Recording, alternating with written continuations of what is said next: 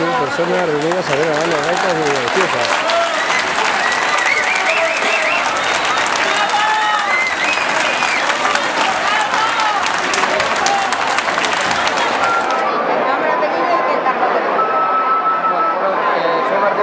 Soy el director musical de la banda de gaites Villamejosa y la gaitera.